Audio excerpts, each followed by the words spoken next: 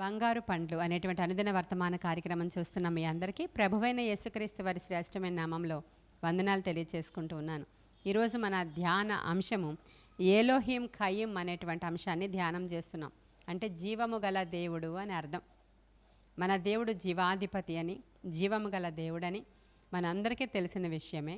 ఆదికాండంలో 2వ అధ్యాయం 7వ వచనంలో దేవుడైన యెహోవా నేలమంటితో నరుని నిర్మించి వాని నాసికారంధ్రములో ఆయన జీవవాయువు ఊదినప్పుడు ఆ నరుడు జీవాత్మ ఆయను అనేటువంటి మాట రాయబడి ఉంది. మంటితో నరుని తయారు చేసిన తర్వాత ఆయన జీవాత్మను వానిలో ఊదినప్పుడు వాడు కంప్లీట్గా జీవము పొందుకున్నటువంటి మానవుడిగా తయారయ్యాడు అనేటువంటి మాటను మొదటగా మనం అక్కడ చూస్తాం. మన దేవుడు జీవమిచ్చేటువంటి దేవుడు. మన దేవుడు ఎండిన ఎముకలలో జీవాన్ని పంపించేటువంటి దేవుడు. యెహెజ్కేలు గ్రంథము 37వ అధ్యాయంలో యెహెజ్కేలుతో దేవుడు మాట్లాడుతూ ఉన్నాడు. ఒక ఎముకల లోయలోనికి యెహెజ్కేలుని తీసుకుని వెళ్ళి అడుగుతున్నారు యెహెజ్కేలుతో దేవుడు, నరపుత్రుడా, ఈ ఎముకలు బ్రతకగలవా అని అడుగుతున్నాడు ఆయన. అప్పుడు యెహెజ్కేలు అంటున్నాడు, ఏమో ప్రభువా, నాకేం తెలియదు, నీకే తెలుస్తుంది అనేటువంటి మాటలు యెహెజ్కేలు మాట్లాడినప్పుడు, నీవు ప్రవచనం ఎత్తి మాట్లాడు, ఎండిపోయిన ఎముకలను అవన్నీ ఒక దగ్గరికి వచ్చి అది స్కెల్టన్ లాగా ఫామ్ అయ్యేటువంటి మాటలన్నీ కూడా నీవు ఉపయోగించు. ఆ తర్వాత దాని మీదకి చర్మము వచ్చేటట్లు ప్రవచించు, దాని తర్వాత నరములు వచ్చేటట్లు ప్రవచించు, ఆ తరువాత ఆ సైన్యమంతా లేచి నిలవబడేటట్లు ప్రవచించు. అయితే అప్పుడు ఈ దేవుని యొక్క జీవాత్మ వాళ్ళ మీదకి ఊదినప్పుడు వాళ్ళందరూ మనుషులుగా మహాసైన్యముగా లేచి నిలవబడ్డారు అనేటువంటి మాటలు మనకు అక్కడ రాయబడి ఉంటాయి. దేవుని యొక్క జీవము పంపించడం, దేవుని యొక్క జీవము, దేవుని యొక్క ఊపిరి ఒక మనుష్యుణ్ణి, చచ్చిపోయిన వాడిని బ్రతికిస్తుంది. మరి ఈరోజు మనమందరం సజీవులుగా ఉన్నాం. ఈరోజు మనమందరం కూడా సజీవుల లెక్కల్లోనే ఉన్నాం. అయితే పాపముల చేతను, అపరాధముల చేతను మనము చచ్చిన వారమై ఉండగా క్రీస్తుతో కూడా ఆయన మనల్ని లేపెననే మాట రాయబడి ఉంది. మనము పాపములతో, అపరాధములతో ఉన్నప్పుడు ప్రభువుని అడగాలి, దేవా, నిజముగా అటువంటి చచ్చిన స్థితిలో నేనున్నాను, నీ జీవవాయువు నాలో ఊదండి, ఒక్కసారి మరలా నూతనముగా నన్ను బ్రతికించండి, నూతనముగా మరలా నూతన సృష్టిగా నన్ను చేయండి అని మనం అడిగినప్పుడు తప్పకుండా దేవుడు మనల్ని నూతన పరుస్తాడు. ఆ పాపములు, అపరాధముల చేత చచ్చిన మన జీవితాలలో, ఆ చచ్చిన స్థితిలో నుంచి జీవము గల స్థితిలోనికి మనం రావడానికి అవసరమైన కృప దేవుడు మనకు అనుగ్రహిస్తారు. ఎందుకంటే ఆయన పేరు జీవాధిపతి అనేటువంటి మాటని పౌలు భక్తుడు ఉపయోగిస్తాడు. ఆయన మనము అపోస్తుల కార్యాల్లో చూస్తే, అపోస్తుల కార్యాల్లో ఈ మాట రాయబడి ఉంటుంది. 3వ అధ్యాయం 15వ వచనంలో, అపోస్తుల కార్యాలు 3వ అధ్యాయం 15వ వచనంలో మీరు జీవాధిపతిని చంపిరి అనేటువంటి మాట రాయబడి ఉంది. అక్కడ మీరు జీవాధిపతిని చంపారు, అయినా సరే దేవుడు ఈ విధముగా కార్యాలు జరిగించాడని పేతురు అక్కడ పెంతెకొస్తు పండుగ దినం అయిన తర్వాత ప్రజలందరితో మాట్లాడుతున్నప్పుడు, అనేకమైన విషయాలను బోధ చేస్తూ ఉన్నప్పుడు దేవుణ్ణి జీవాధిపతి అనేటువంటి మాట ద్వారా మాట్లాడడం అనేది మనం అక్కడ చూస్తాం. అంటే కేవలం ఊరికనే చనిపోయిన వాళ్ళకి జీవం వస్తుంది అంతే, పాపాలలో ఉన్న వాళ్ళు చచ్చిన వారు కనుక వాళ్ళకి జీవం వస్తుంది అంతే అని అనుకోవడానికి ఏమీ లేదు. ఇందాక నేను చెప్పాను, ఎండిన ఎముకలలో జీవాన్ని పంపించాడు దేవుడు. ఎలాగనో మన గృహాలలో ఎండిపోయిన స్థితి ఉందనుకోండి, అనేక రకాలైన కారణాలు అవ్వచ్చు. ఎండిపోయినటువంటి స్థితి చాలా గృహాలు ఎలా ఉంటాయంటే నిర్జీవంగా ఉంటాయి, అసలు జీవము లేనట్లు ఉంటుంది. ఇంటికి వెళ్ళినప్పుడు చాలా డ్రైగా అనిపిస్తూ ఉంటుంది, ఎంతో నిస్సారంగా అనిపిస్తూ ఉంటుంది. అబ్బా, ఇంటికి వచ్చాం కానీ ఏంటోలా ఉంది అనిపిస్తూ ఉంటుంది. కొంతమందికి కష్టాల వల్ల అలా అనిపిస్తుంది, కొంతమందికి సహజంగా అలా అనిపిస్తూ ఉంటుంది. ఎందుకంటే దేవుని యొక్క ప్రసన్నత ఆ గృహాలలో లేనప్పుడు, దేవుని యొక్క ఆత్మ సంచారం ఆ గృహాలలో లేనప్పుడు ఒకలాంటి డ్రైనెస్ ఆ గృహాలలో ఏలుబడి చేస్తూ ఉంటుంది. అనుదినము దేవుని యొక్క బలిపీఠము దగ్గర ప్రార్థనలు చేయడం చాలా అవసరం. కుటుంబ ప్రార్థనలు మరి చేసుకోవాలి ప్రతి ఒక్కరు కూడా. ఇంట్లో ఉన్నటువంటి తల్లిదండ్రులు కూడా అధికంగా ప్రార్థనలు చేసుకుంటూ ఉండాలి. ఇళ్లల్లో ఉన్నటువంటి ఆ టీవీల శబ్దాలు, పిల్లల గోల, రకరకాల అరుపులు, భార్యాభర్తల మధ్యలో దెబ్బలాటలు, భయంకరమైనటువంటి పరిస్థితులు గృహాలలోనికి ఆ నిర్జీవత్వాన్ని తీసుకొస్తాయి. ఎందుకంటే ఇటువంటి గందరగోళ పరిస్థితుల్లో దేవుడు ఉండడు. ఆ స్థలంలో అపవాది వచ్చి నివాసం ఉంటూ ఉంటాడు. అందుకే అపవాది అక్కడ అల్లరి సృష్టిస్తూ ఉంటాడు, గొడవలు సృష్టిస్తూ ఉంటాడు. ఒకలాంటి ఎండిపోయినటువంటి నిర్జీవమైన స్థితిని ఆ గృహాల్లో పెడుతూ ఉంటాడు.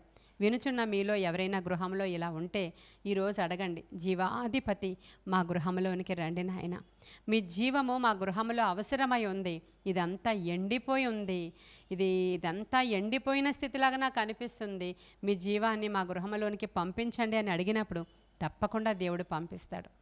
ఇంకా చాలామంది జీవితాలలో ఎండిపోయిన పరిస్థితులు, ఈ పనులు ఇంక అవ్వవు, ఈ కార్యాలు ఇంక అవ్వవు, ఇంకంతా ఎండిపోయింది, మాకు చిగురు ఎక్కడా కనిపించడం లేదు అనుకున్న వాళ్ళు కూడా అడగొచ్చు, దేవా ఈరోజు ఎండిన మా జీవితాలలో నీ యొక్క జీవాత్మను ఒక్కసారి ఓదవా అని మనం అడగొచ్చు. అడిగినప్పుడు దేవుడు తప్పకుండా పంపిస్తాడు. ఎందుకంటే దేవుని దగ్గర జీవపు మూట ఉంది. ఆ యొక్క రిఫరెన్స్ మనకి సమూయేలు గ్రంథంలో కనిపిస్తుంది. సమూయేలు గ్రంథం 25వ అధ్యాయంలో అక్కడ ఒక సందర్భాన్ని మనం ధ్యానం చేయాలి. మొదటగా అక్కడ దావీదు ఉన్నాడు, అడవులలో ఉన్నాడు దావీదు. ఆ సందర్భంలో అనేక మంది అనుచరులు దావీదు కూడా ఉన్నారు. ఆ యొక్క అరణ్య ప్రాంతము దాటిన తర్వాత ఉన్నటువంటి ఒక ఊరిలో నాబాలు అనేటువంటి ఒక వ్యక్తి ధనవంతుడు ఉన్నాడు. అతనికి అనేకమైన గొర్రెలు ఉన్నాయి, అనేకమైనటువంటి సంపద ఉంది. అతను ఒక ల్యాండ్ లార్డ్ కింద ఉన్నాడు అక్కడ. ఆ పరిస్థితుల్లో అతను చాలా ధనవంతుడైనటువంటి వ్యక్తే కానీ మూర్ఖుడు మోటువాడని అతని గురించి బైబిల్ సెలవిస్తోంది. ఒకానొక సందర్భంలో దావీదు అడుగుతున్నాడు, గొర్రె బొచ్చు కత్తిరించు కాలం వచ్చింది కాబట్టి మాకు గొర్రెల మాంసాన్ని పంపించమని మీ యజమానుడితో చెప్పండి. ఎందుకంటే మేము మీ గొర్రెల కాపర్లు ఇక్కడ కాచుకుంటూ ఉన్నప్పుడు, మందను మేపుతూ ఉన్నప్పుడు అనేకమైనటువంటి శత్రువులు వచ్చినా, మృగాలు వచ్చినా వాటి నుంచి కాపాడడానికి మేము ఎంతో మీకు సహాయం చేశాం. కాబట్టి మాకు సహాయం చేయమని నేను అడిగానని మీ యొక్క యజమానుడితో చెప్పండి అని దావీదు కబురు పంపిస్తాడు. అయితే దావీదును చాలా చీప్గా మాట్లాడతాడు నాబాలు.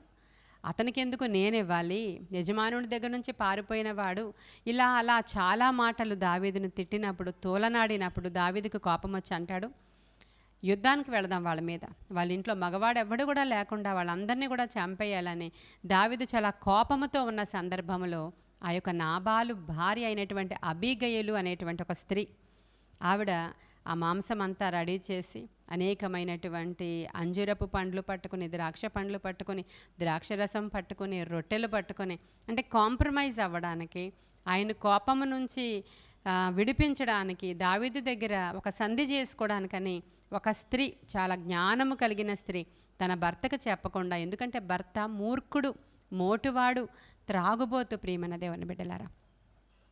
అలాంటి సందర్భంలో ఆ స్త్రీ వచ్చి దావీదు దగ్గర సాగిలపడి తీసుకొచ్చిన ఆహార పదార్థాలని దావీదుకిచ్చి ఒక మంచి మాట అమ్మాయి పలుకుతుందండి. 1వ సమూయేలు గ్రంథం 25వ అధ్యాయము 29వ వచనము. నిన్ను హింసించుటకైనను నీ ప్రాణము తీయుటకైనను ఎవడైనా ఉద్దేశించిన ఎడల నా ఏలిన వాడవగు నీ ప్రాణమును నీ దేవుడైన యెహోవా యొద్దనున్న జీవపు మూటలో కట్టబడును కదా అంటుందామె. ఎవడైనా నీ ప్రాణాన్ని తీయడానికి కానీ, నిన్ను హింస పెట్టడానికి కానీ, నిన్ను బాధ పెట్టడానికి కానీ ప్రయత్నిస్తే నిన్నెవ్వడు చంపలేడయ్యా. ఎందుకంటే నీ ప్రాణము దేవుని ఉన్నటువంటి జీవపు మూటలో కట్టబడి ఉంది అంటుంది. హల్లెలూయా. ఎంత జ్ఞానవంతురాలో చూడండి. ఎంతో ప్రార్థనాపరురాలైనటువంటి స్త్రీ ఆవిడ. దేవుని దగ్గర ఒక జీవపు మూట ఉందని అంత ఈజీగా నీ ప్రాణాన్ని ఎవడు తీయలేడు.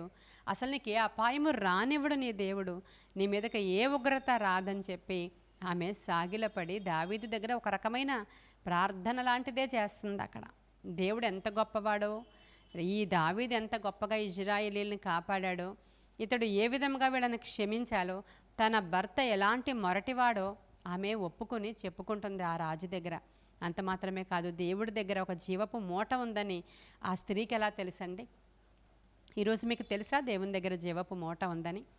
మీ ఇంట్లోనికి కావలసినటువంటి జీవాన్ని ఆయన పంపించగలడని, మీ ఒంట్లోనికి కావలసిన జీవాన్ని కూడా ఆయన పంపించగలడని.